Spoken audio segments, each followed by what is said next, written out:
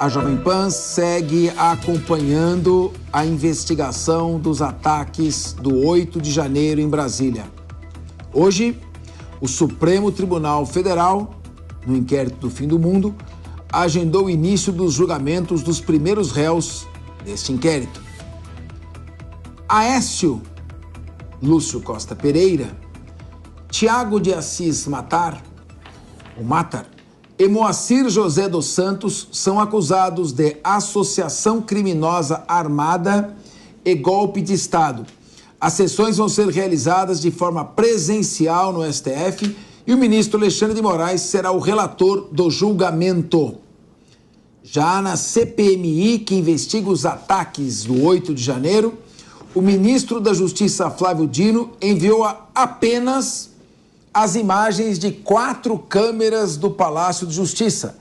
De acordo com o ministro, a maior parte dessas imagens que foram gravadas no dia do ataque não existe mais por uma falha no contrato com a empresa de segurança, que não obriga o armazenamento dos arquivos por mais de 30 dias. Elaine Keller, já houve um debate sobre isso, e você chegou a dizer que eles fizeram bem de destruir, mas eles não destruíram, eles disseram que foi destruído porque não tinha um contrato que determinava. Mas a prudência, a cautela e a obrigação de manter a cadeia de custódia de provas não aconselharia manter estas imagens, já que tudo o que aconteceu na esplanada dos ministérios tem interesse da investigação? Vamos lá, eu não disse que eles fizeram bem, eu disse que imagens do circuito interno de TV, eles têm que ter temporalidade, porque eles filmam imagens que são dados pessoais. Eu tive acesso ao contrato, eu tomei o cuidado de ler o contrato com essa empresa que faz justamente a segurança por imagens. Esse contrato foi assinado em 2021, ainda no governo passado. E, de fato, infelizmente, ela não estabelece uma governança, uma temporalidade para pagamento das imagens. Quando você não tem isso estipulado, daí é muito difícil depois você imputar, e nós sabemos disso como advogados, responsabilidade civil e criminal. Por isso é sempre bom fazer um bom contrato. Com relação ao julgamento aí das outras pessoas, das 8 pessoas, no caso do dia 8, Capês, até falei com você no início do programa, também tomei o cuidado de baixar aí as denúncias, né, as primeiras denúncias feitas pelo Ministério Público. E essas pessoas que vão ser julgadas, há ali sim os indícios, né, foram reunidos. Muitos deles a gente percebe ali que foi pego as conversas, né, em algumas plataformas de mensageria, né, onde eles se reuniram, né, e usavam ali já ataques verbais à democracia, ao Estado Democrático de Direito, e já combinavam sim, se organizar e ir para Brasília para atacar ou depor o governo eleito Luiz Inácio Lula da Silva e, portanto, fazer um ataque ao Estado Democrático de Direito. Portanto, foram pegas algumas mensagens, algumas comunicações entre eles, já planejando, articulando a saída para Brasília. Não estou dizendo aqui, né, que as 1.300 pessoas que estão presas fizeram a mesma coisa ou tiveram o mesmo intuito. Estou falando aqui estritamente das 8 pessoas que agora irão ao julgamento. Meu querido Nelson Kobayashi, de advogado para advogado, um contrato com uma empresa privada não prevê a manutenção das imagens, mas também não proíbe e absolutamente poderia proibir. De acordo com a legislação, o Código de Processo Penal, com a necessidade de buscar provas para persecução penal, o Ministério da Justiça, que é o primeiro interessado em que sejam apuradas esses atos de violência, não deveria zelar pela manutenção dessas imagens, ao invés de deixá-las destruir?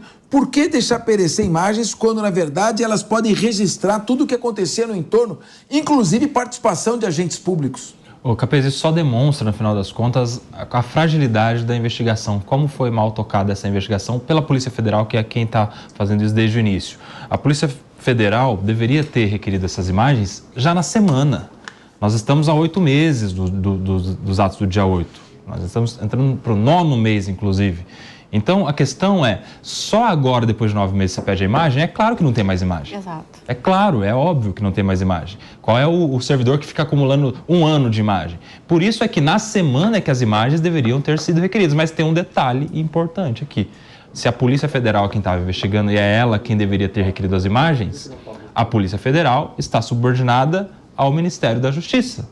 E como é que ela ia pedir imagens do próprio Ministério da Justiça, que está acima dela? Ou seja, o delegado de Polícia Federal ia pedir imagens do chefe, do ministro? Então, é claro que isso também tem que ser considerado. Talvez por isso mesmo é que não foram requeridas as imagens, mas isso mostra, de fato, que essas imagens deveriam ser requeridas já desde o início e mostra uma fragilidade dessas investigações. Desde Ciocari, se nós levarmos em conta que o ministro-chefe do Gabinete de Segurança Institucional foi avisado no dia 6 de janeiro que mais de 100 ônibus iria a Brasília, possivelmente ou provavelmente com pessoas armadas, e que haveria riscos graves de distúrbio. Se considerarmos que esse mesmo ministro, no dia 8 de janeiro, recebe 5 alertas da Agência Brasileira de Inteligência e não faz absolutamente nada.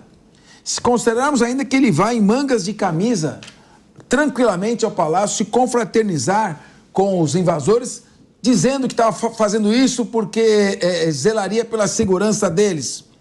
E, somado tudo isso, a destruição das imagens no entorno do prédio do Ministério, cuja pasta tem atribuição de fazer essa investigação, politicamente, independentemente de fazer qualquer tipo de ilação, politicamente, isso não cria uma imagem muito ruim de falta de interesse na apuração plena da verdade? Cria, Capês, e cria uma sensação de amadorismo, que eu acho que é mais ou menos na linha do que o Kobayashi estava falando. Tudo bem, as imagens foram pedidas 8 meses depois, concordo com todo mundo aqui, é muito difícil tu manter essas imagens durante 8 meses, embora seja o 8 de janeiro, né? Não foi um evento qualquer. Mas mostra amadorismo do Ministério da Justiça, do próprio ministro que vai lá e fala que não, teve uma falha no contrato. Pô, é sério? É Ministério da Justiça, como assim falha no contrato, sabe? As coisas deveriam ser mais severas. E aí eu acho que o G. Dias, eu vou falar uma coisa assim que eu vivo batendo na tecla, assim, falo todo dia aqui na Jovem Pan. As CPIs, quando elas são levadas a sério, elas são um instrumento importante de investigação. O G. Dias foi na CPI, falou e a oposição ficou lá olhando. Parece que estava mais interessada no Ronaldinho Gaúcho, lá na outra CPI, do que em qualquer outra coisa. Assim, então, assim, a CPI está aí, ela é um instrumento investigativo, mas olha o Congresso. Meu querido Diego Tavares, o que você acha de uma situação como essa?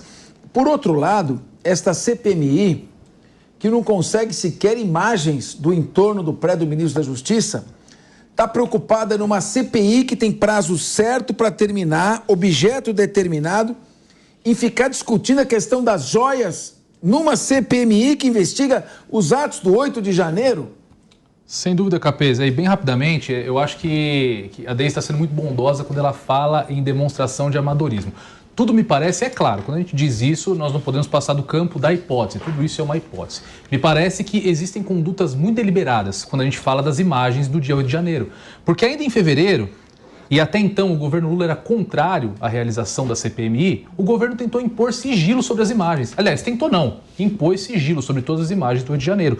Logo que vazaram as imagens que você citou, do Gonçalves Dias, foi quando toda a base governista virou a chave e passaram a ser a favor. Não, agora essa CPI vai ser a CPI do fim do bolsonarismo e tudo mais. Então, o governo virou essa chave só porque imagens vieram a público. Então, quando o governo tem toda essa disposição em esconder o que aconteceu lá através das imagens das câmeras e quando uma imagem vem à tona, eles mudam de opinião, nos permite também criar outras hipóteses a respeito dessas imagens, por exemplo, do Ministério da Justiça. Será que o ministro Flávio Dino estava lá também no dia 8 de janeiro? Será que ele não teve uma ação ou uma omissão que foi relevante para o sucesso desses atos? Eu deixo essa questão aqui no fim do nosso programa, porque, infelizmente, esse amadorismo que a Deise disse aqui, que para mim parece algo muito deliberado, nos suscita todas essas questões.